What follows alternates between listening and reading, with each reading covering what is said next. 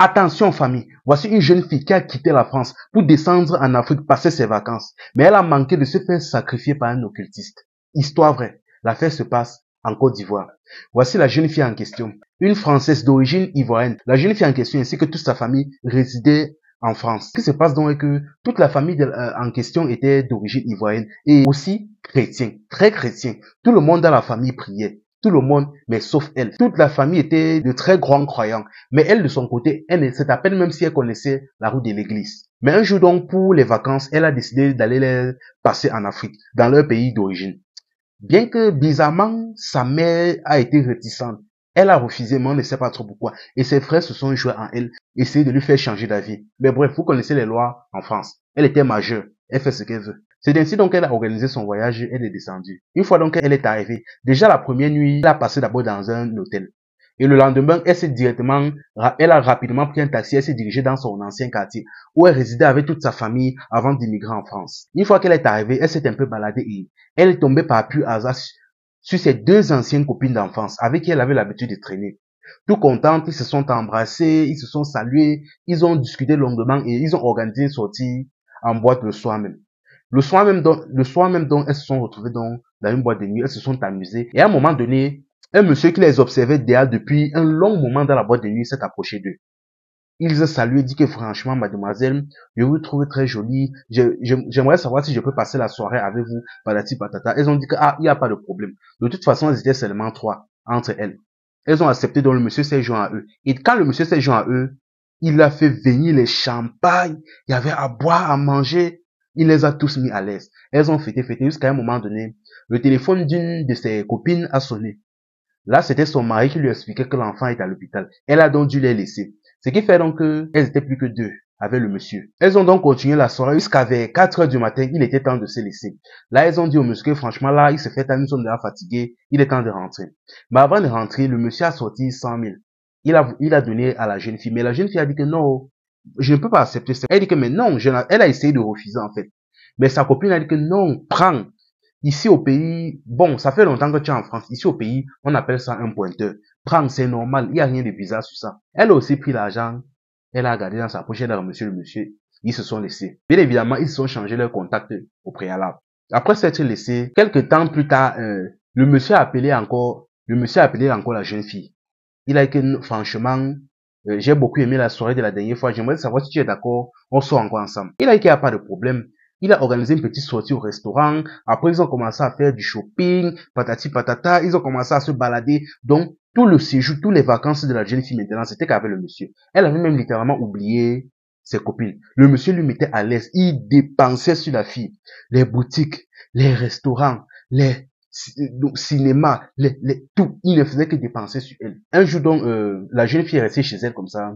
Le monsieur encore l'a appelé, il a dit que franchement, est-ce que tu peux passer à mon hôtel? On discute un peu, on passe du bon temps. Elle a dit qu'il n'y a pas de problème. Quand elle est venue à son hôtel, au début, ils ont un peu discuté et après, ils ont ce qui devait se passa. Ils ont mouru. Je vous passe les détails. Quand ils ont terminé et elle s'est rhabillée, elle voulait partir, le monsieur a dit que non, mais pourquoi tu ne restes pas une fois ici? J'ai loué cette chambre d'hôtel pour un long moment. Donc, pourquoi tu ne restes pas une fois ici? Elle dit qu'il n'y a pas de problème. Elle, une fois restée là-bas, elle a laissé elle-même son hôtel qu'elle avait loué derrière. À un moment donné, donc, le monsieur a dit que bon, là, je m'en vais comme ça, traiter un petit business là. C'est quelque part vers la frontière du territoire là. Ne t'inquiète pas, je m'en vais comme ça, je reviens le soir. Et il a sorti deux bâtons. Il a remis à la jeune fille. Donc, la première fois qu'ils étaient vus, il avait donné 100 000. Mais le tout, il a donné deux bâtons. La jeune fille a pris, elle était contente, elle a dit merci. Le type est parti, il a dit qu'il revient en soirée. Mais dès qu'il est parti là, vers 15 heures, il appelle la jeune fille. La jeune fille décroche le téléphone. Elle dit que oui, allô, il dit que mais, c'est seulement la malchance avec vous. Elle dit que mais, comment ça? Il dit que mais ça c'est quoi ça? Il dit que, mais je ne comprends pas. Il dit que toi d'abord, j'ai essayé de te sacrifier. Le premier jour qu'on s'est vu, je t'ai donné 100 000 francs. Normalement, c'était déjà suffisant. Le fait que tu as accepté mon argent, c'était déjà suffisant pour aller te vendre. Mais j'ai fait mon coup, ça n'a pas marché. J'ai fait mes rituels fatigués, ça n'a pas marché.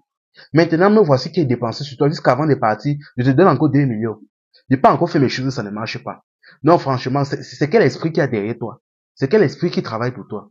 Il dit que non, franchement, il ne sait pas pour quel esprit il travaille, mais ne laisse pas l'esprit là. Tu as été très chanceuse le tout aussi. Et d'ailleurs, La fille de son côté, d'abord, elle ne comprenait rien. Donc, elle n'arrivait même pas à comprendre ce que le type racontait. Elle disait que d'ailleurs, l'esprit là t'a protégé. Parce que j'allais te vendre comme ça pour augmenter mes richesses. Mais enfin, bref. Comme tu es là, efface mon numéro, bloque, ne m'appelle plus jamais. Et il a coupé l'appel. La fille restée, elle n'a rien compris. Donc, dans sa tête, ça tournait. Finalement, elle est partie voir ses copines pour expliquer la situation. Ses copines, bon, étant en Afrique, elles ont plus ou moins compris la situation, mais elles n'ont pas expliqué clairement à leurs copines. Quand sa copine maintenant, bon, ça faisait un long moment qu'elle était là au pays. Elle a donc décidé donc de rentrer en France. Elle a donc préparé le voyage et elle est rentrée. Une fois donc qu'elle est rentrée, elle est partie expliquer la situation à sa mère. Et sa mère a dit que je savais. Je savais. Elle a dit que ce qui se passe, c'est qu'avant que tu ne voyages, et même pendant ton voyage, j'ai eu plusieurs rêves où tu étais en danger. Je ne sais pas pourquoi, mais à l'instant où tu es parti jusqu'à tu arrives au pays, j'ai commencé à avoir des mauvais songes. Donc, je ne sais pas, des rêves négatifs, donc des mauvais pressentiments, je ne sais pas. Quelque chose donc qui essaie de me faire penser que tu étais en grand danger. Là, maintenant, à partir de là, moi ainsi que tous tes petits frères, on a commencé à prier chaque soir, chaque soir. Et c'est ça actuellement là qui t'a protégé. Comme on dit souvent que par l'église tu refuses. Sache donc que c'est ça qui t'a protégé. Le monsieur avec qui tu es parti traiter là s'apprêtait à te vendre. Et ce sont nos prières qu'on a fait pour toi, les nuits de prières qu'on a fait pour toi là qui t'a sauvé. Ah, franchement, la famille, franchement.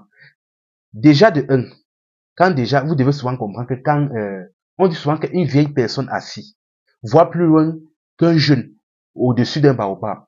Ce n'est pas pour rien. Souvent, quand vos parents vous disent que n'y allez pas, ne sortez pas. Souvent aussi, il faut aussi comprendre souvent aussi accepter et ne sortez pas. Franchement, la famille. Souvent accepter aussi et ne sortez pas. Et chose que les gens aussi simplifient beaucoup. La puissance de la prière. La prière même de d'autres personnes souvent pour vous protéger comme ça, mais vous ne savez pas. Comme on demande souvent à certaines personnes, priez, priez, confiez vos problèmes à Dieu. Je dis toujours priez, confiez vos problèmes à Dieu. Vous n'acceptez pas. Vous ne savez pas, vous ne connaissez pas la puissance de la prière. Seulement ces quelques mots que vous simplifiez là, vous ne savez pas à quel point ça protège. Elle était même pas au courant qu'on essayait de la vendre. Elle était au courant de rien. Seulement parce que sa famille derrière était en train de faire des prières, elle était au courant de rien. Le monsieur avait déjà fait ses plans. Normalement, même elle partait. Parce que le premier jour même d'abord, le simple fait d'avoir accepté 100 000 francs là, il était déjà même légitime à prendre son âme. Il était déjà légitime à la vendre. Elle avait accepté son argent. Il était déjà légitime spirituellement parlant. Ça n'a pas marché. Et même jusqu'à là, il a dépensé sur elle comme un bête. Jusqu'à verser 2 bâtons encore avant de partir. Même jusqu'à là, ça n'a pas pris. Parce que sa famille était derrière en train de prier même. Mais elle-même, la chienne, elle-même, de son côté, elle ne savait pas. Et aussi une chose, arrêtez d'accepter l'argent des inconnus. Quand tu vois quelqu'un que tu ne connais pas, tu ne maîtrises pas, tu le vois pour la première fois, avant de vous causer un peu, avant de vous laisser, ils sont une violente somme, ils essaient de te donner. Donc, s'il vous plaît, ayez au moins aussi un peu le discernement. Ayez un peu le discernement. Avec les temps qui sont durs comme quoi, que tu vois pour la première fois de ta vie, sur une grosse somme, il te donne. Même les millionnaires aujourd'hui ne font pas ça. Mais le monsieur fait, il te donne ça. Enfin, bref. Juste soyez prudents et confiez vos soucis à Dieu. Enfin, bref, c'était Info et Amusement. Ici, on s'informe et on s'amuse.